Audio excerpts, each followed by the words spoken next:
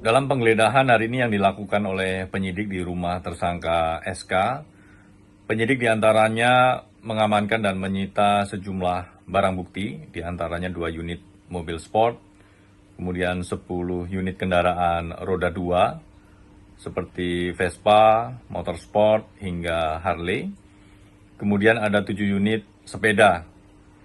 Selain itu, penyidik juga mengamankan dan menyita beberapa perhiasan dan sejumlah uang tunai, baik dalam bentuk rupiah ataupun valuta asing, mulai dari dolar Amerika, euro, hingga yen.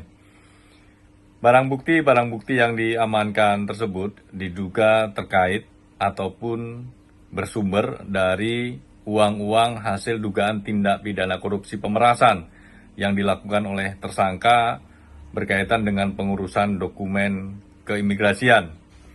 Untuk itu, barang bukti yang diamankan dan disita ini tentunya nanti juga butuh dikonfirmasi, dimintai keterangan kepada pihak-pihak untuk menjelaskan, baik dari para tersangka ataupun para saksi dalam rangkaian pemeriksaan para saksi dalam penyidikan perkara ini. Kami akan terus update perkembangan penanganan perkara berkaitan dengan tindak pidana korupsi pemerasan di lingkungan keimigrasian.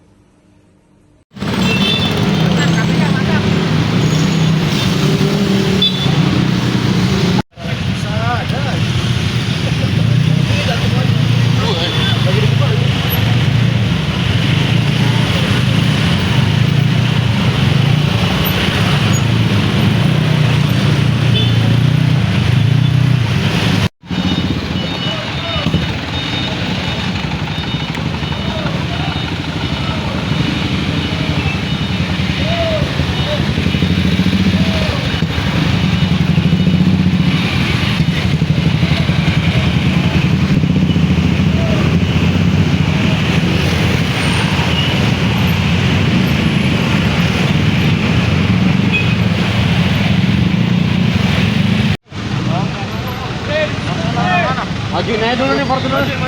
Majuin dulu, nggak bisa Cok. Ini 4 mobil. Haluannya madam, ini 4 mobil. Bang, bentar bang. Itu tuh, pegang apa nih sampai di sini. Sudah pelanggung.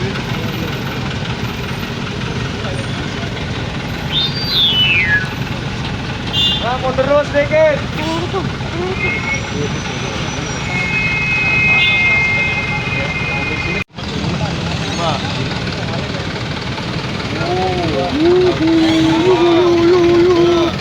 Empat sepeda, satu mobil.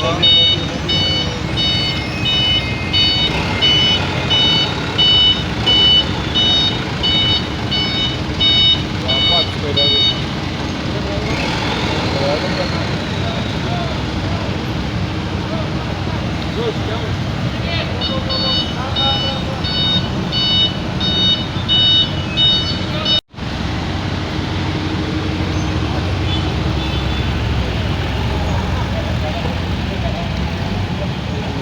Porsche. Ferrari apa Porsche? Porsche. Ini mobil penyidik kan? Penyidik ini.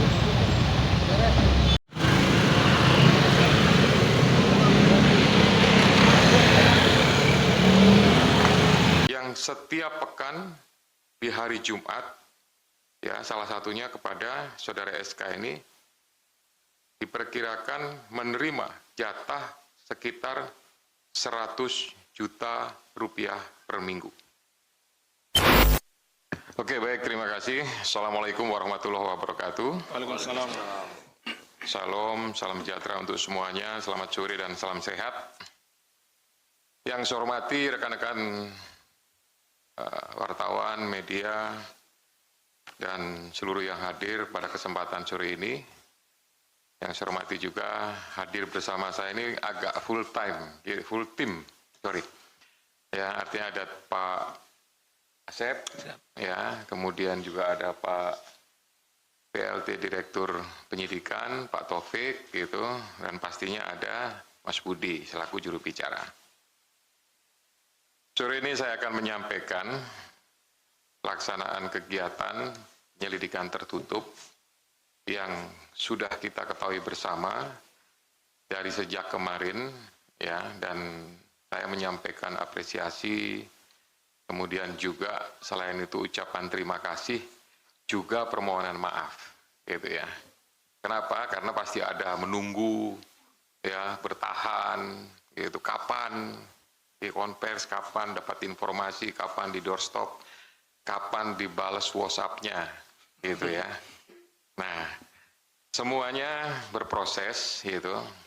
Tapi ya kami harus melakukan banyak kegiatan di dalam sampai kemudian memastikan dan informasi itu bisa atau layak disampaikan kepada teman-teman wartawan jurnalis semuanya. Detailnya terhadap peristiwa tertangkap tangan dugaan tindak pidana korupsi, ya, terkait pengurusan izin tinggal sementara warga negara asing di Kementerian Hukum dan HAM. Ya, saya sebut Kementerian Hukum dan HAM sebelumnya karena temposnya itu ada dari saat Kementerian Hukum dan HAM yang kemudian saat ini atau sudah beberapa waktu yang lalu, sudah hampir 2 tahun, berubah menjadi Kementerian Imigrasi dan Pemasyarakatan, ya, dengan tempos waktu kejadian tahun 2022 sampai dengan tahun 2026. Gitu. Jadi informasi lengkapnya, ya, bahwa KPK telah melakukan kegiatan penyelidikan tertutup, ya, dan dari hasil kegiatan penyelidikan tertutup tersebut, ya, ada beberapa pelaku tindak pidana dan juga telah ditemukan bukti permulaan yang cukup atas peristiwa dugaan perbuatan melawan hukum yang dilakukan oleh para pihak, ya, dalam dugaan tindak pidana korupsi terkait pengurusan izin tinggal sementara warga negara asing di Kementerian Hukum dan HAM atau Kementerian IMIPAS. Saya masuk kepada konstruksi perkaranya.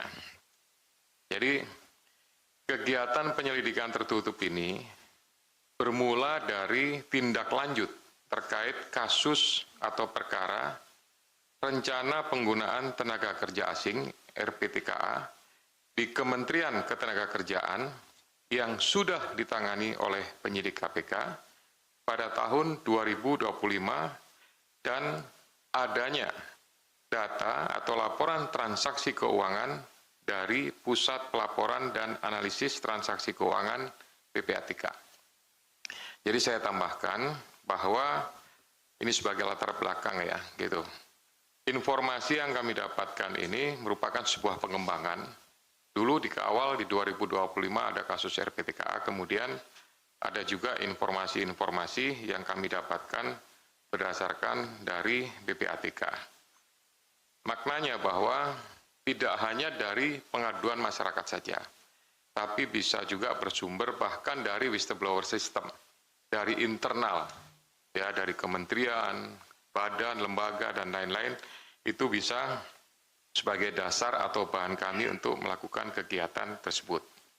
Nah, dalam laporan PPATK mengenai transaksi keuangan yang terkait, itu ada 35 pegawai Kementerian IMIPAS periode tahun 2019 sampai dengan 2025 ditemukan aliran dana pada 96 rekening bank dengan total nilai mencapai 366,7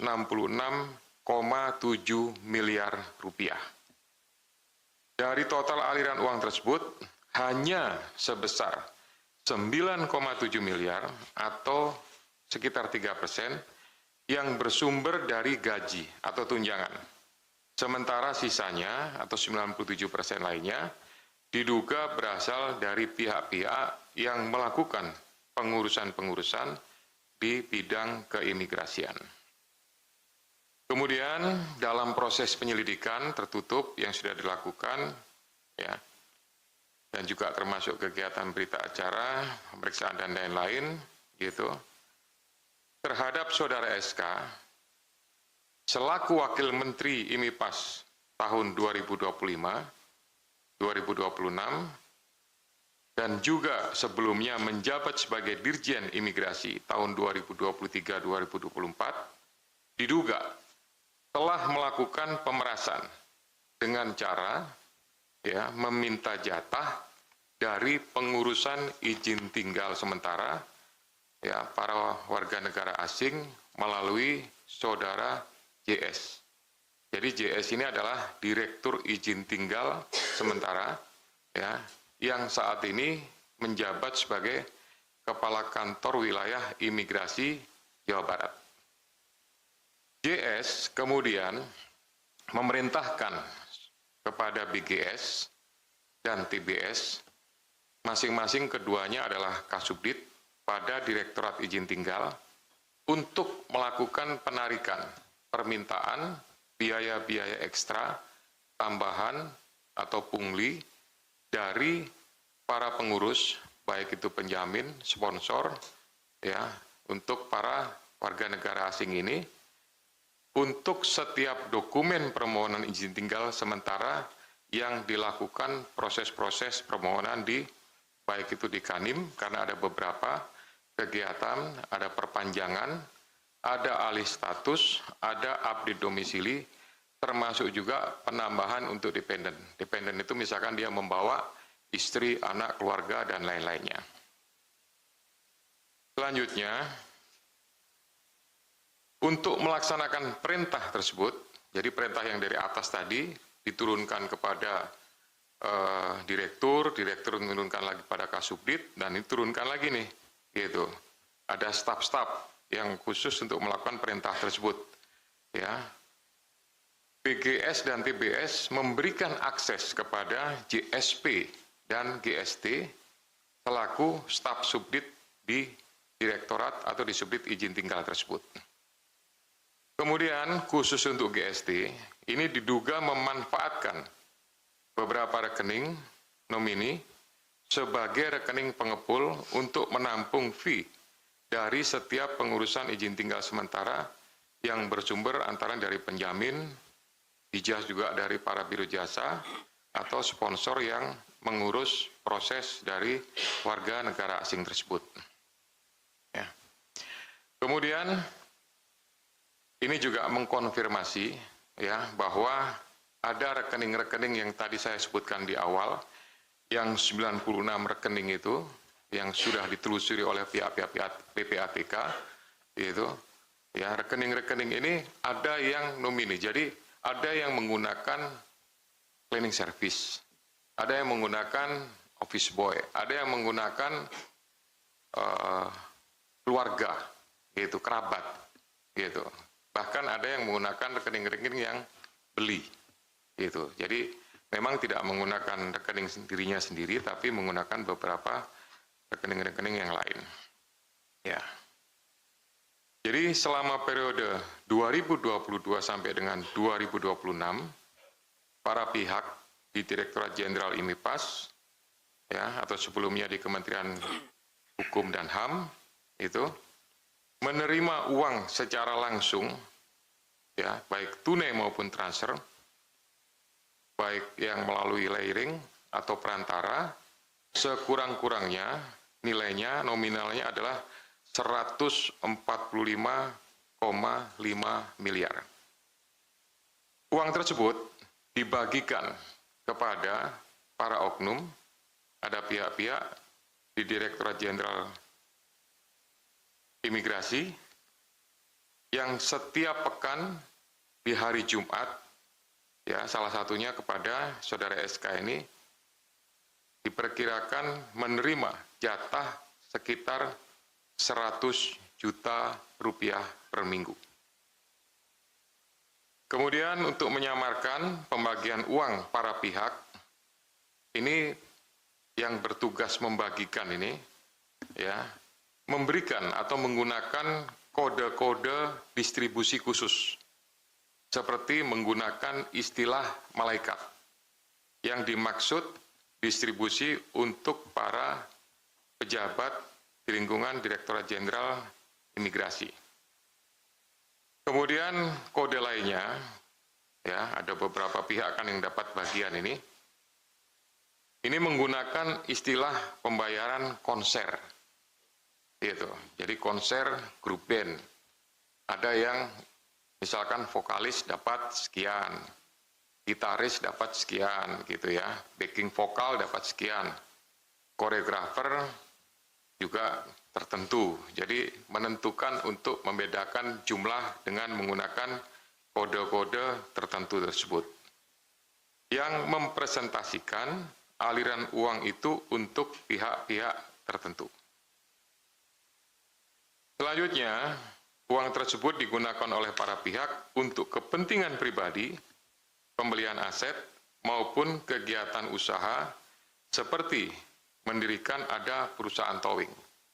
Jadi dari beberapa barang bukti yang berhasil disita, termasuk juga ini bisa dikatakan sebagai cangkang, seolah-olah dia memiliki aktivitas usaha atau shell company, yaitu dengan mendirikan perusahaan towing. Nah, dugaannya towing ini sebenarnya digunakan untuk kepentingan pribadi, karena berkaitan dengan mungkin hobi, karena ada beberapa motor, kurang lebih sekitar 6, yang disita motor roda 2 itu adalah motor trail, yang mungkin digunakan untuk kepentingan off-road, gitu ya. Dan ini kami sementara menduga sebagai upaya untuk menyamarkan uang-uang yang mereka terima dan kemudian disalurkan kepada para pihak lain.